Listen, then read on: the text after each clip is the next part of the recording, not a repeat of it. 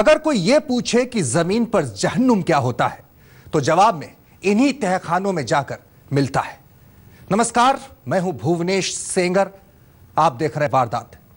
GB road की बदनाम गलियों में हर रोज न मालूम कितनी ही लड़कियां अपनी आबरू का सौदा करने को मजबूर होती हैं। इनमें से कुछ की हालत गुलाम जैसी है, लेकिन बहुत सी ऐसी भी हैं जिन्हें उन्हीं जैसे कुछ इंसानों ने सेक्स स्लेव यानी जिस्म फरोशी का गुलाम बना रखा है। दरअसल धोखे की अंधी गलियों में फंसकर ऐसी ज्यादातर लड़कियां जिस्म फरोशी के इन अड्डों और अड्डों में बने तहखानों में ऐसे फंसती हैं कि फिर मौत ही इन्हें निकाल पाती है।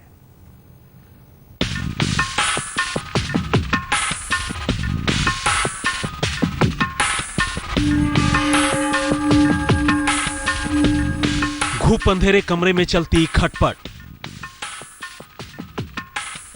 कमरे की दीवार पर खोपड़ी वाले नकाब के साथ कुछ टटोलने की कोशिश करता एक नकाबपोश। फकत मोबाइल की रोशनी में असली ठिकाने तक पहुंचने की जद्दोजहद, और फिर छेनी और हथौड़े से दीवार का सीना चीरने की कवायद। पहली नजर में इन तस्वीरों को देखकर किसी गुनाह का गुमान हो सकता है। यह लग सकता है कि शायद किसी तिजोरी या महंगी चीज की तलाश में यहां सेंधमारी चल रही है, लेकिन यह मामला बिल्कुल उल्टा है।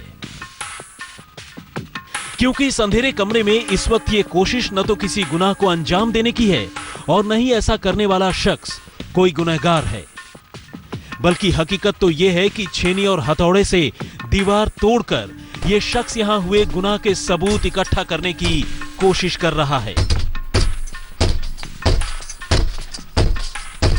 गुनहगारों के चंगुल में फंसी मासूम और लाचार जिंदगियों को फिर से आजाद करने का जतन कर रहा है। क्योंकि यह दीवार किसी खजाने की नहीं, बल्कि दिल्ली के सबसे बदनाम इलाके यानी जीबी रोड के उस कोठे की है, जहां तस्करी कर दुनिया जहान से लाई गई लाचार और बेबस लड़कियों को कुछ इसी तरह के सीलन भरे कमरों में बने ऐसे ही तहखानों में छुपा कर रखा गया है। तहखाना यानी 1.5 फुट चौड़ी और 3 फुट ऊंची एक ऐसी सुरंगनुमा और खुफिया जगह जहां खड़ा होना तो दूर, ठीक से बैठना तक मुश्किल है। पुलिस की मौजूदगी में चल रही ये कोशिश जल्द कामयाब होती है और दीवार के बीच बने तहखाने का दरवाजा टूटकर अलग हो जाता है। अरे अंदर इतने नहीं आ सकते, सांस नहीं आएगा, इसे जाना। और फिर तो इस अंधेरे कमरे में जो मंजर दिखाई देता है उससे कोठे में मौजूद हर शख्स कुछ देर के लिए ठिठक जाता है।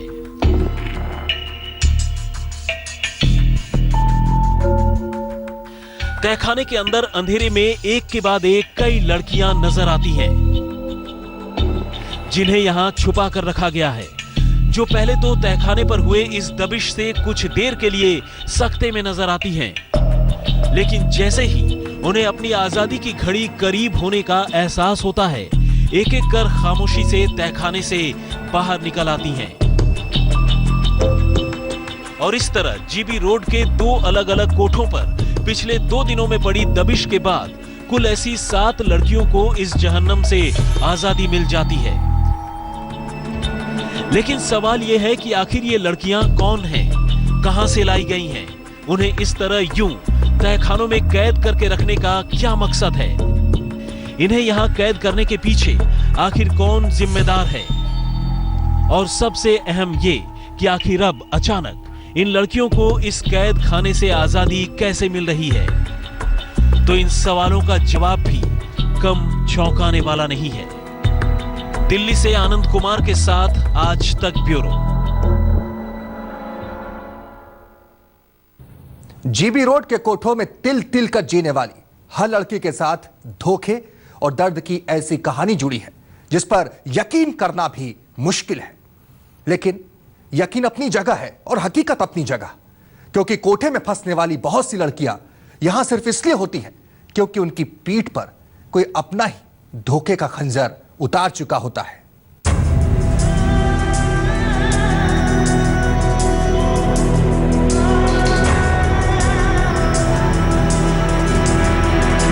दिल्ली के सबसे बदनाम इलाके जीबी रोड की ये तस्वीर न तो नई है और न ही पहली बार नजर आई है, बल्कि हर बार की तरह इन तस्वीरों में भी धोखे, बेबसी और दर्द की कभी न भुला पाने वाली अफसोसनाक कहानियां जुड़ी हुई हैं। अब इन लड़कियों को ही लीजिए।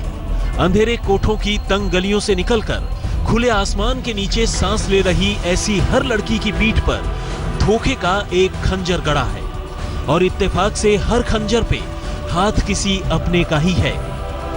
शनिवार को जीबी रोड के कोठा नंबर 59 से आजाद करवाई गई ये लड़कियां पिछले कई महीनों से यहां कैद करके रखी गई थी।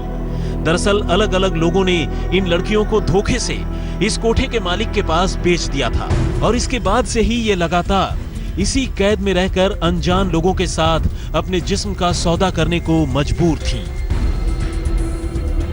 सितम देखिए कि इन 3 लड़कियों में से एक तो नाबालिग है, जिसे किसी और ने नहीं बल्कि खुद उसकी मौसी ने ही धोखे से इस कोठे में बेच दिया। दरअसल पुणे की रहने वाली गरीब घर की इस लड़की को नौकरी की सख्त दरकार थी और उसकी मौसी ने उसकी इसी मजबूरी का फायदा उठा लिया। उसने अपनी ही भांजी को नौकरी का झांसा दिया और सीधे किसी दलाल के जरिए इस कोठे में बिकवा दिया। इसके बाद उसने यहां से भागने और आजाद होने की लाख कोशिश की, लेकिन ये मुमकिन नहीं हो सका।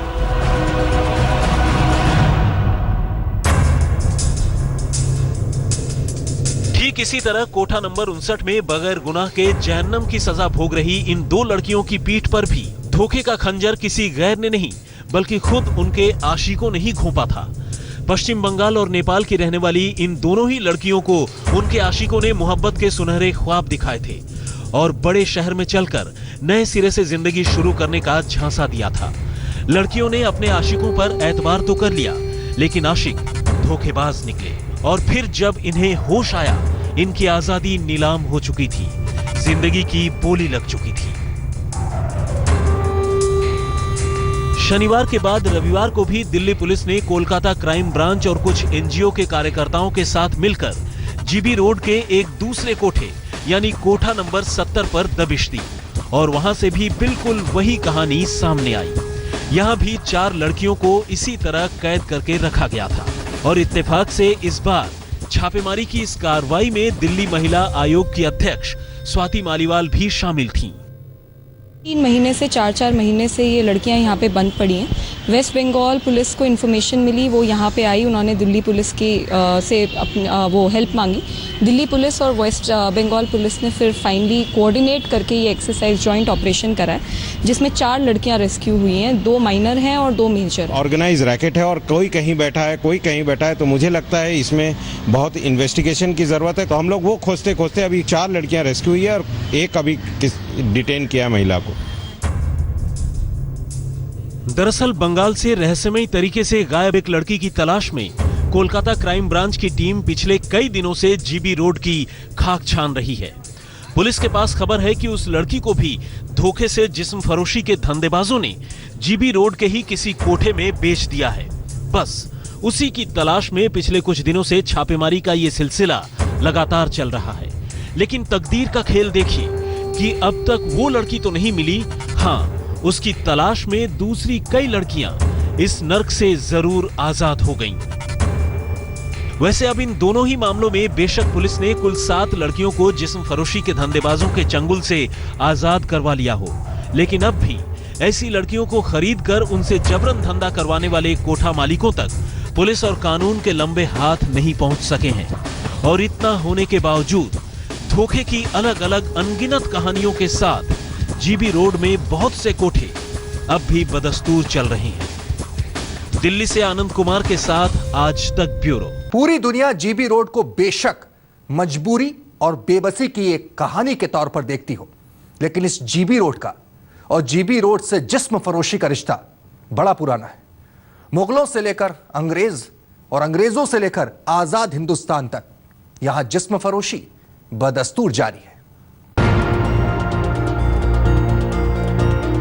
जीबी रोड के कोठों की ये तस्वीरें बेशक अब भी दर्द और मजबूरी की कहानी बयान करती हों, लेकिन दिल्ली की इन बदनाम गलियों में ये सिलसिला कोई अब से नहीं बल्कि सालों पहले अंग्रेजों के जमाने से चली आ रही है। देश की सबसे बदनाम गलियों में से एक जीबी रोड में ऊपरी तौर पर बेशक हार्डवेयर, मशीनरी और ऑटोमोबाइल के सामानों की दुकानें नजर आती हों, लेकिन जानने वाले जानते हैं कि उत्तर भारत में अगर जिस्म फरोशी का कोई सबसे बड़ा अड्डा है तो वो यही जीबी रोड है। जानकार बताते हैं कि जीबी रोड में अंग्रेजों से भी पहले मुगल काल में जिस्म फरोशी का कारोबार चला करता था और बाद में ब्रिटिश हुकूमत के दौरान भी ये बदनाम गली जिस्म के सौदागरों से गुलजार रहती थी। जीबी रोड का नाम एक अंग्रेज के नाम पर गैरस्टीन बेचसन रोड रखा गया था, लेकिन जब इस रोड के साथ बदनामी का दाग भी चस्पा रहा तो सरकार ने इसका नाम बदलने का फैसला किया और 1966 में इस रोड का नाम रखा गया स्वामी श्रद्धानंद मार्ग। लेकिन हकीकत यही है कि आज भी ये स्वामी श्रद्धानंद मार्ग के नाम से कम और जीबी रोड के नाम से ही ज्यादा जाना जाता है। जीबी रोड में इन दिनों करीब 100 कोठे हैं, जिनमें 1000 लड़कियां जिस्म फरोशी का धंधा करती हैं। दलाल ज्यादातर गरीब घरों की लड़कियों की मजबूरी का फायदा उठाकर उनको जिस्म फरोशी के दलदल में धकेल देते हैं। ये लड़कियां कई बार कोठों की खिड़कियों में खिलखिलाकर हंसती नजर आती हैं, लेकिन इन हंसी के पीछे जमाने भर का दर्द छुपा होता है।